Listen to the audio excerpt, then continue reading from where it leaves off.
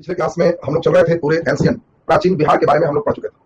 आज से अब सेक्शन पाल वंश सेन वंश पढ़ने के बाद अब हम लोग आज से शुरू करने जा रहे हैं मध्यकालीन बिहार। मध्यकालीन बिहार, यहाँ से क्वेश्चन थोड़े कम ही होते हैं लेकिन दमदार क्वेश्चन होते हैं। तब उसके बाद हम लोग मॉडर्न आधुनिक बिहार पढ़ेंगे जहां से सबसे ज्यादा प्रश्न आपके रहेंगे। तो चलिए, हम चाहते हैं कि आप सभी लोग पूरे हमारे साथ ध्यान दीजिए ताकि एक एक स्टेप आपका एकदम क्लियर होते चला जाए। देखिए, मध्यकालीन बिहार की जो मेन कहानी है, इस कहानी में मेन टर्निंग है कि इस समय भारत में मुस्लिम आक्रमणकारी तुर्क का आगमन हो गया है। भारत में मुस्लिम भी दो तरह के आएंगे, एक तुर्क और एक अफगान। और अफगान में सिर्फ और सिर्फ लोदी वंश होंगे। बाकी जितने भी आप पढ़ रहे हैं, गुलाम वंश, खिलजी वंश, तुगलक वंश, सैयद वंश, सब के सब तुर्क होंगे और सिर्फ लोदी वंश ही होंगे जो अफगान होंगे। और इसीलिए बिहार में खास अफगानों की पकड़ भी बहुत मजबूत हुई। शेरशाह सूरी का जो आप नाम सुने हो वो अफगान थे। बाकी जितने भी आप नाम सुन रहे हो लोदी और शेरशाह सूरी को छोड़कर, वे सभी तुर्क मुस्लिम। और इसके बाद हम लोग जरा यहाँ पे बढ़िया से समझेंगे एक एक स्टेप। भारत में मुस्लिम में कई बार आक्रमण तो आप पहले भी पढ़े हो, गजनबी भी किया, लेकिन गजनबी का उद्देश्य सिर्फ एक रहा कि लूटो और चलो, उससे ज्यादा उसका कुछ नहीं रहा। लेकिन यहाँ पे हम लोग को महत्वपूर्ण चीज समझना है कि गजनबी के बाद जो मोहम्मद गोरी है, गोरी पहला शासक है जिसने सोचा कि हम भारत में अपना साम्राज्य का विस्तार करें। और इसके लिए इसने 1191 ईस्वी में तराइन का पहला युद्ध किया।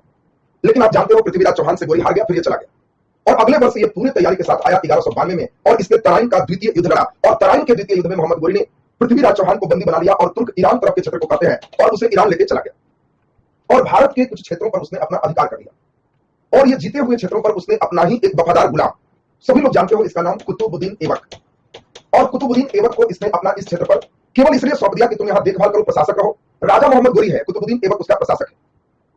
अब यहाँ पे धीरे धीरे बातों को समझना है। इसी गोरी के कुतुबुद्दीन ऐबक के ही एक सैनिक सिपह सलार है जिसको हम लोग सेनापति कह सकते हैं।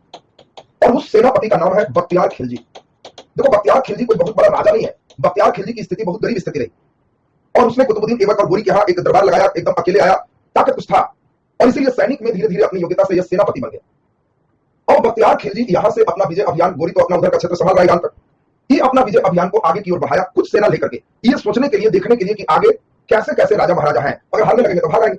कोई कब्जा की दृष्टि से अभी नहीं चल रहा है, आगे बढ़ रहा है। और इसे बहुत ही गर्व था बख्तियार खिलजी को कि जो तुर्क और ईरान के जो वैद्य हैं, विद्वान हैं, उससे ज्यादा विद्वान इस पृथ्वी पर कहीं के कोई लोग नहीं। और यही बख्तियार खिलजी 1191 के बाद आप देखोगे 1199 ईस्वी आते आते जब इसकी स्थिति मजबूत होगी तब यह बिहार सेक्टर में भी प्रवेश कर जाएगा। और 1198 1199 ये बख्तियार खिलजी की एंट्री का समय। और यहाँ पे कहानी का दूसरा मोड़, ये तो हमने बख्तियार खिलजी को लाया, बहुत दिलचस्प कहानी है, खूब बढ़िया से सुनते जाइएगा तो बड़ा अच्छा मेडाइवल फेज भी आपका बनते चला जाएगा। और जब पाल वंश समाप्त हो गया तो पाल वंश के समाप्ति के उपरांत यहाँ पर जो फेज है, आपको जान के आश्चर्य होगा कि पाल वंश जब समाप्त हुआ तो मेन बक्सर से आप जानते हो गंगा नदी की एंट्री। तो गंगा नदी के ऊपर जो है, जिसको अभी उत्तर बिहार कह रहे हो, यहाँ का एक अलग शासक हो गए और मेन इसका केंद्र बिंदु मिथिला हो गया। मिथिला मेन इसका सेंटर हो गया पूरे उत्तर बिहार का। और ये पाल वंश के समाप्ति के बाद बता रहे गंगा से उत्तर का बेल्ट को ही मिथिला कहें और मुख्य रूप से इधर गंडक नदी तक का बेल्ट ये सबसे ज्यादा प्रभावशील रहा। और इसी समय आप सब लोग जानते हो कि जो बंगाल है, ये बंगाल की जो बात कर रहे हैं, यहाँ पर एक वंश डेवलप किया पाल के बाद, उसका नाम पिछले क्लास में तुम्हें पढ़ाए थे सेन वंश। सामंत सेन यहाँ पे डेवलपमेंट किया और बंगाल में ही एक जगह है लखनौती, मेन यहीं पर इसकी अपनी कैपिटल राजधानी रही। और सेन वंश धीरे धीरे इतने मजबूत स्थिति में आए कि ये इस बिहार के सेक्टर में भी कब्जा की। तो आपको दिमाग में देखिए सेट करना है, मेन सेंटर यहाँ पे और भी कई छोटे छोटे राजा हैं, लेकिन बिहार मेन अभी दो ही है। एक बिहार उत्तर बिहार, और उत्तर बिहार का मेन सेंटर मिथिला, और एक दक्षिण बिहार जहां छोटे छोटे कई राजा। और इन छोटे छोटे कई राजा में मेन रूप से सेन वंश का प्रभाव चला। और मिथिला में एक अलग वंश का डेवलपमेंट हुआ पाल वंश के अंत होते होते। पाल वंश का ही एक कमजोर राजा था जिसका नाम था रामपाल। और रामपाल के समय ही मिथिला में एक नया वंश डेवलप किया जिस वंश का नाम है कर्नाट वंश। इसी वंश को देव वंश के भी नाम से जानते हैं। तो मिथिला का कर्नाट बड़ा फेमस वंश है। आपको कभी भी हम कहेंगे कि कर्नाट वंश को आप समझ लोगे कि वो कर्नाट का मतलब मिथिला। और कर्नाट वंश का ही हम लोग देखें, इसका दो तीन नाम है, देव वंश, सिमराव वंश, ये सब हम लोग जरा देखते हैं। ये आपको मेन कर्नाट वंश का ही पार्ट है। और यहाँ पर जरा ध्यान से सुनते जाइएगा। कर्नाट वंश से कुछ क्वेश्चन एक दो हम लोग कर लें जो बिहार स्पेशल में पूछे जा सकते हैं। कर्नाट वंश के संस्थापक कौन थे? कर्नाट वंश की राजधानी कहाँ थी? कर्नाट वंश के मेन कहाँ कहाँ अधिकार रहे? ये सब आपके अच्छे प्रश्न है। तो पहले क्वेश्चन का जवाब जल्दी से बताइए, कर्नाट वंश के संस्थापक कौन थे? बहुत बढ़िया क्वेश्चन है, वेरी गुड। देखिए कई बच्चे बिल्कुल सही जवाब दे रहे हैं। कर्नाट वंश के संस्थापक का नाम है नान्यदेव। नान्यदेव कर्नाट वंश के संस्थापक है और कर्नाट वंश की स्थापना पाल वंश के राजा रामपाल के समय हुआ। दूसरा नंबर, नान्यदेव के बाद एक अच्छा प्रश्न है, कर्नाट वंश ने अपनी राजधानी कहां बनाई? इसका राजधानी भी आपसे पूछे जाते हैं। तो इसकी राजधानी सिमरौनगढ़ है। सिमरौनगढ़ इनकी राजधानी है। और सिमरौनगढ़ इनका कैपिटल है। सवाल उठता है सिमरौनगढ़ कहां है? आपके मन में भी कुछ आ रहा हो कि आखिर ये सिमरौनगढ़ है कहां? बोलोगे इसका कि सिमरौनगढ़ कहां है? जल्दी से दिमाग लगाओ, सिमरौनगढ़ कहां है? वेरी गुड, बहुत बढ़िया। तो देखिए कर्नाट वंश का जो सेक्टर है वर्तमान में अभी नेपाल और बिहार का जो भी जिला नेपाल के बॉर्डर को टच कर रहा है, नेपाल के कुछ क्षेत्र और इधर के क्षेत्र, चाहे वो जनकपुर रहे, चाहे आप पूर्वी चंपारण, पश्चिमी चंपारण, सीतामढ़ी, मधुबनी, जो नाम सुने हो, शिवहर, ये सब बेल्ट का ही नाम मेन सेंटर है, जो मेन रूप से कर्नाट वंश का यहाँ पे शासन। और ये जो सिमरौनगढ़ देख रहे हो, ये मेन रूप से वर्तमान नेपाल में है। उस समय नेपाल के नीचे का बॉर्डर लाइन और बिहार के ऊपर के बॉर्डर लाइन, ये दोनों मिलाकर के मेन कर्नाट वंश का शासन चल रहा था। तो जो मेन संस्थापक है नान्यदेव, इन्होंने बहुत अच्छा शासन किया। नान्यदेव के बाद इन्हीं के बेटे हैं गंगदेव, गंगदेव का भी शासन बढ़िया रहा। धीरे धीरे अब एक बड़ा दिलचस्प मोड़ आ गया, और उस मोड़ को थोड़ा महसूस कीजिए। हमने आपको बताया कि इधर से बख्तियार खिलजी चल दिया है, और बख्तियार खिलजी जब आक्रमण के लिए चला है तो उस समय स्थिति क्या है, इस पर थोड़ा सा गौर कर लीजिए तो समझना आसान होगा। उस समय स्थिति है कि जो बंगाल में आपको हमने बताया कि सेन वंश है, ये बंगाल के जो सेन वंश बता रहे हैं, इस समय सेन वंश का राजा लक्ष्मण सेन है। इस समय सेन वंश का राजा लक्ष्मण सेन है। और जिस समय बख्तियार खिलजी ने बिहार पे हमला किया, इस समय पूछा जाएगा कि कर्नाट वंश के राजा कौन थे, ये भी एक अच्छा क्वेश्चन। तो जल्दी से बता दीजिए, जिस समय बख्तियार खिलजी ने हमला किया उस समय कर्नाट वंश के राजा कौन? तो कर्नाट वंश के इस समय राजा है नरसिंह देव। देखो अच्छा प्रश्न है, इसलिए बढ़िया प्रश्न आपको बिल्कुल दिमाग में सेट रखना है। तो नरसिंह देव एक कर्नाट वंश के राजा है, किस समय? जिस समय बख्तियार खिलजी का हमला हुआ। और इस समय बंगाल के राजा कौन है? लक्ष्मण सेन। और लक्ष्मण सेन बार बार कर्नाट वंश से चाहता था कि बिहार का यह सेक्टर हम छीन ले, और इसीलिए नरसिंह देव और लक्ष्मण सेन में एकदम 36 का आंकड़ा था। और बख्तियार खिलजी का जो सबसे पहला आक्रमण हुआ, ये पहला आक्रमण चुके नरसिंह देव क्या किया, बख्तियार खिलजी को सपोर्ट किया कि आप अगर मिथिला क्षेत्र छोड़ देते हैं और नीचे दक्षिण बिहार के क्षेत्र में हमला करते हैं, जहां मेन रूप से लक्ष्मण सेन का प्रभाव है, तो इसको हराने के लिए हम आपको सपोर्ट करेंगे। और बख्तियार खिलजी जब सुना कि हमको सपोर्ट मिलेगा, तो वो नरसिंह देव को अपने पक्ष में ले लिया। और इसको अपने पक्ष में लेने के बाद 1199 में इसका पहला हमला मगध पे रहा। मगध क्षेत्र तक के आराम से कई प्रांतों को जीता। अभी वो कहीं शासक वगैरह बनने का मूड नहीं बनाया, लेकिन मगध क्षेत्र जीतने के बाद धीरे धीरे यही 1199 में इसका मेन हमला हो गया, जो आप सब लोग जानते हो, बिहार शरीफ। और बिहार शरीफ में आपको मालूम है पाल वंश के शासक ने ओदंतपुरी बौद्ध मठ की स्थापना किया था, और इसी ओदंतपुरी को सबसे पहले बख्तियार खिलजी जीता है। बख्तियार खिलजी सबसे पहले इसी ओदंतपुरी को जीता है। और इस समय कोई ये नहीं जानता था कि यहाँ का जो नाम है ये बिहार है, ऐसा करके कोई नाम नहीं था। मिथिला का नाम मिलता है, मगध का नाम मिलता है, बिहार करके कोई नाम नहीं है। तो यहाँ पे बिल्कुल 1198 में मेन मगध का क्षेत्र जीता है। 1199 के आसपास में बिहार शरीफ और ओदंतपुरी क्षेत्र ये पूरा बख्तियार खिलजी के साम्राज्य में मिल चुका है। अगर क्वेश्चन एकदम गंभीर आए, बख्तियार खिलजी सबसे पहले जीता तो उस समय मगध होगा, मगध के बाद वो दूसरा बिहार शरीफ या ओदंतपुरी जीता है। और जब ये जीत हासिल किया तो ये स्वाभाविक हो गया कि कई जो तुर्क इतिहासकार हैं, वो तुर्क इतिहासकार मेन रूप से यहाँ पे आना शुरू किए कि यहाँ पे आने का मेन उद्देश्य रहा, ये इंटरनेशनल पैलेस है, विश्व का सबसे पहला विश्वविद्यालय, आवासीय विश्वविद्यालय नालंदा विश्वविद्यालय है। यहाँ चीन और तिब्बत से लड़के पढ़ने आते थे, और उस जगह को बख्तियार खिलजी ने जीता है, कोई साधारण बात नहीं। और इसीलिए जब तुर्क यहाँ आने लगे तो लोग पूछने लगे कि कहां जा रहे हैं। तो चूंकि बौद्ध भिक्षु के निवास स्थान को, बौद्ध मठ को विहार कहते थे, और इसी विहार के अपभ्रंश होते होते इसका नाम बिहार पड़ गया, यानी बिहार नाम भी पड़ा है तो ये मध्य काल में पड़ा है। तो आपको ध्यान रखना है कि बिहार का नामकरण एंशियंट काल में नहीं है, मध्य काल में बिहार का नामकरण हुआ है। तो बिहार के नामकरण भी आप सभी को क्लियर है कि ये बिहार से हुआ।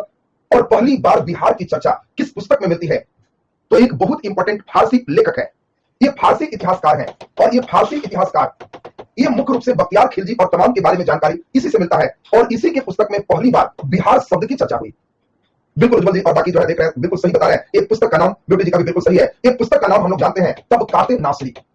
ये तबकाते नासरी पहला पुस्तक है जिसके लेखक फारसी इतिहासकार मिनहाज सिराज है। ये बहुत इंपॉर्टेंट ऑब्जेक्टिव है जिसको ध्यान देंगे। फारसी इतिहासकार जिनका नाम है मिनहाज सिराज, और मिनहाज सिराज ने एक पुस्तक लिखा तबकाते नासरी, और तबकाते नासरी में पहली बार बिहार शब्द की चर्चा की गई। तो देखिए बिहार, इस बिहार का अपभ्रंश है, और इस बिहार का मतलब बौद्ध भिक्षुओं का निवास स्थल है। और यहाँ पे कहानी बड़ा दिलचस्प मोड़ पे है। अब ये बिहार के बारे में बहुत सारी कहानियां अब मिलने प्रारंभ हो जाते हैं। जब बख्तियार खिलजी ये पूरा बिहार शरीफ सेक्टर को जीता, तो कहा जाता है कि एक बार इसकी तबीयत खराब हो गई, और जब तबीयत खराब हो गई तो बहुत ज्यादा खराब हो गई। इसके साथ जो वैद्य चिकित्सक जो चले थे, इन वैद्य के इलाज से कुछ सही नहीं हो रहा था। तो जब ये सही नहीं हो रहा था तो इसने अब सोचा कि अब क्या करें। तो इसे उसी के तुर्क सरदारों ने एक सलाह दिया कि आप एक बात खराब नहीं मानिए, तो आपको मेन कहते हैं इनके नालंदा विश्वविद्यालय में, नालंदा यूनिवर्सिटी में बहुत बड़े एक हमारे आयुर्वेद के आचार्य हैं जिनका नाम राहुल है। तो ये मेन रूप से ये जो आचार्य हैं, उस आचार्य से आप मिलिए राहुल से, तो आपके इलाज करेंगे। बहुत बड़े हुए आयुर्वेद के आचार्य हैं। और बख्तियार खिलजी को मालूम था कि हमारे मुस्लिम धर्म से, हमारे तुर्कों से समझदार कि बिहार कैसे हो सकता है। उसके अंदर ये था कि कभी नालंदा ऊपर नहीं हो सकता है। ये कभी नहीं सोचा कि हम इससे इलाज कराएं, लेकिन मरता क्या नहीं करता। इसने कहा ठीक है राहुल को बुलाओ। नालंदा यूनिवर्सिटी से जब राहुल आए तो बख्तियार खिलजी ने कहा कि हमारा इलाज कर सकते हो, हमारा इलाज कर सकते हो। तो बख्तियार खिलजी के नब्ज को देखे राहुल तो सब समझ गए कि मेरा रोग क्या है। उन्होंने तुरंत कहा कि आपको हम ठीक कर देंगे। ये तो बख्तियार खिलजी को तमाशा था कि हमारे यहां से ज्यादा पढ़ा लिखा नालंदा विश्वविद्यालय में कैसे होगा। तो बख्तियार खिलजी ने एक शर्त रखा कि ऐसा है कि तुम्हारा दवा हम कुछ नहीं खाएंगे। एक चीज समझ लो, तुम बौद्ध धर्म को मानते हो और हमें कुरान पर भरोसा है। हमारी कुरान में ही सभी चीज के दवा का रोग का इलाज का वर्णन है। अगर तुम सचमुच विद्वान हो तो ये लोग कुरान हमारे रोग का किस पेज के आयत में इलाज है, इस इलाज को पढ़ करके हमको केवल बताओ कि इस आयत को पढ़ने से मेरा रोग ठीक हो जाएगा, तो हम तुमको मान लेंगे कि हाँ ज्ञान है। और बोलो बिना दवा खिलाए ठीक कर सकते हो कि नहीं?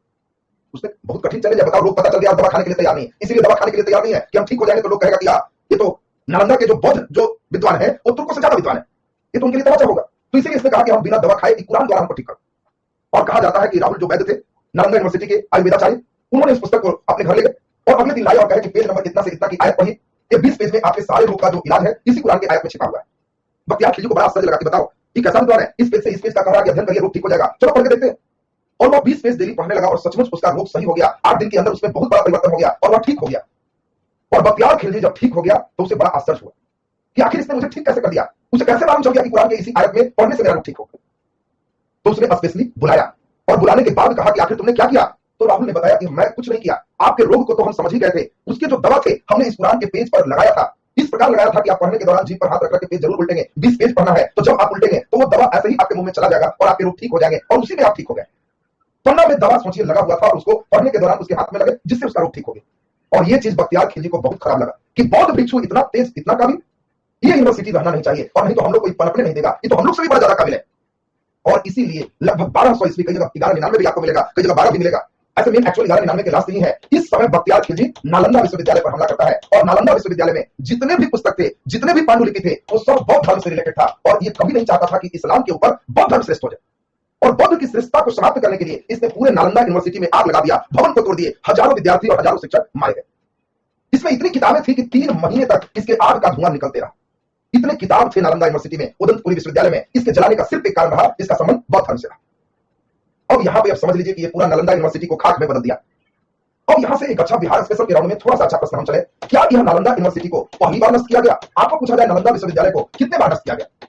जैसे हम लोग बोधि वृक्ष में पढ़े थे कैमी पीढ़ी, उसी प्रकार आपको एक अच्छा क्वेश्चन पूछा जाएगा, ये नालंदा विश्वविद्यालय को कितने बार नष्ट किया गया? 1 बार, 2 बार, 3 बार, 4 बार? क्या लगता है आपको आंसर जो लगता है? बोली नालंदा यूनिवर्सिटी को कितने बार नष्ट किया गया? 1 बार, 2 बार, 3 बार, 4 बार? Very good. कई बच्चे 3 बार है, 2 बार है, 3 बार है, वेरी गुड। देखिए आपको जान के बहुत आश्चर्य होगा, नालंदा यूनिवर्सिटी को पहली बार नष्ट नहीं किया गया, कुमार गुप्त के समय ही बना था। लेकिन जब आपको मालूम है कि पहली बार हुनों का आक्रमण हुआ, और हुनों के आक्रमण करने वाले थे मिहिरकुल। मिहिरकुल हुनों के आक्रमणकारी थे, आपको पढ़ाई भी थी। मिहिरकुल ने पहली बार नालंदा विश्वविद्यालय को नष्ट करने का प्रयास किया। इसके कई भाग पुस्तकालय को उसने भी तोड़ा था, जलाया था, पुस्तकालय को काफी सेक्शन पर नष्ट किया। और पहला आक्रमणकारी ये हुन मिहिरकुल थे, जिसने नालंदा विश्वविद्यालय को नष्ट किया।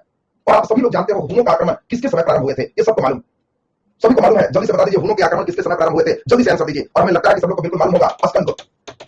लेकिन अस्कंदगुप्त ने यहाँ पे मिहिरकुल जब तक नालंदा यूनिवर्सिटी तोड़ा, उसके बाद इसको हरा करके भगाए। और अस्कंदगुप्त को आपको मालूम है हुनों को पराजित करने के बाद शक्रादित्य की उपाधि लिया। और एक बार नालंदा यूनिवर्सिटी डिस्ट्रॉय हुआ, लेकिन अस्कंदगुप्त ने अपने फंड से फिर से सभी चीजों का मरम्मत करवाया और नालंदा यूनिवर्सिटी फिर से पुराने रूप में आ गया। दूसरा बार मतलब पहली बार टूटा भी तो मरम्मत हो गया। दूसरी बार मेन हर्षवर्धन के समय फिर नालंदा विश्वविद्यालय पे, आपको याद होगा हर्षवर्धन के समय गौड़ शासक शशांक बोधि वृक्ष काट दिया, उसी का एक चेला था जिसका नाम था गौदास। और यह गौदास ने फिर नालंदा विश्वविद्यालय को डिस्टर्ब किया और फिर हर्षवर्धन ने उसका मरम्मत कराया। मतलब गौदास और मिहिरकुल के समय दोनों बार टूटा तो फिर मरम्मत हो गया। लेकिन तीसरी बार, ये अंतिम बार थी, जो बख्तियार खिलजी ने जब आक्रमण किया तो इस समय फिर ऐसा कर दिया कि फिर किसी ने इसका मरम्मत नहीं किया। और इस तरह से नालंदा विश्वविद्यालय पर कुल 3 बार उसके तोड़ने का प्रयास किया। 2 बार मरम्मत हुए, तीसरी बार किसी प्रकार की कोई मरम्मत नहीं हुई। तो कई बार इससे भी प्रस्ताव पे आते हैं, तो ये बढ़िया प्रस्ताव के हो गए। और यहाँ पे मेन नालंदा विश्वविद्यालय के तोड़ने के बाद अब इसका अभियान चलेगा बंगाल की ओर, और फिर बंगाल से अभियान चलेगा इसी मिथिला की ओर, जो मिथिला के राजा नरसिंह देव इसको सपोर्ट किए। बाद में हम लोग देखेंगे 1204 आते आते ये नरसिंह देव पर भी हमला कर देता है। और तब इसकी कहानी इतना लोग बढ़ जाएगा कि बंगाल बिहार पर कब्जा करने के बाद असम की ओर चल देगा, तिब्बत के कब्जा के लिए चल देगा। बहुत बड़ा अभियान अब चलेगा बख्तियार खिलजी का। तो अगले दिन बख्तियार खिलजी हम लोग का कंप्लीट होकर गुलाम वंश की कहानी पे चले आए। छोटे छोटे पार्ट में ही आपको सुनना है, एकदम एंजॉय करना है, कहीं बिहार स्पेशल टेंशन लेके नहीं चलना है, खूब लगे कि बात एकदम आराम, ये तो बहुत बढ़िया हम लोग सीखते जाए। तो चलिए ये चीज आपका कंप्लीट हो गया। अब जिन लोगों को देखिए कुछ बच्चे लिख रहे हैं कि बिहार सेक्शन में सेकंड एंड 5 वीडियो से मैं जो भी चीज आपको लगता है कि हाँ कोई दिक्कत है तो कल हम फ्री रहेंगे, कल फ्री हैं तो कल हमारे नंबर 8294422949 एक पेज